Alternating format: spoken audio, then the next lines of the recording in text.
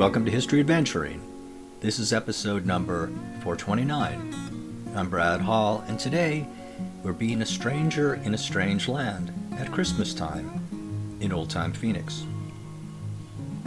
There's just something about Christmastime that makes a stranger feel even more isolated, even more alone.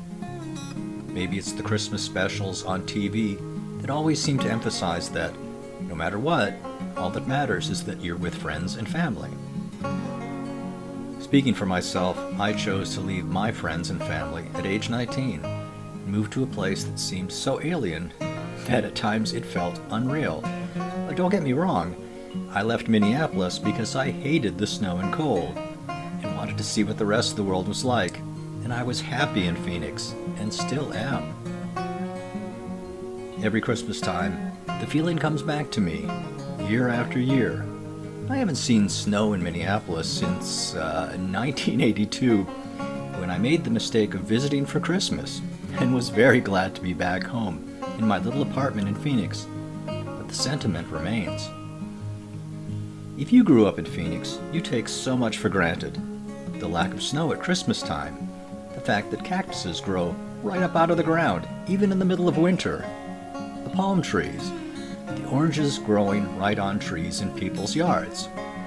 I have friends who grew up there, and if I mention how strange these things are to me, I know that it makes no sense to them. They saw it every year of their lives, growing up. Being a stranger in a strange land meant that I had to try to deal with it, to roll with it, to act as if it were perfectly normal. Intellectually, I knew that I was in the right place, but it still hurt. I made a point to make friends with locals, with people who were perfectly comfortable in this strange land. Personally, I felt as if I'd landed on Mars. Of course, the Phoenix that I saw really wasn't all that different from Minneapolis. People drove the same cars. Most of the businesses were the same, with only slightly different names. There were a few words that I had to learn, like how to pronounce Muggion, but I spoke the language. The traffic laws were slightly different, but I learned them. Looking back, it might have been uncomfortable at times, but it really wasn't that bad. Today, I'm thinking of people who didn't have it as easy as me in old-time Phoenix. People who came to Phoenix without even knowing the language, without understanding so many things that the locals knew, like how and where to hitch up your horse, well, that sort of thing.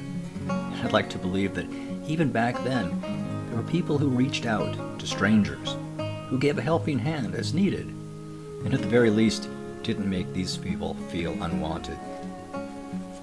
Phoenix is my home, and hopefully always will be. I call myself a born-again local, because I know it so well, and anything else would feel strange now. But I'll never forget what it means to be a stranger. So while you can't sleep on my couch or borrow my car, I'll smile and wave to you.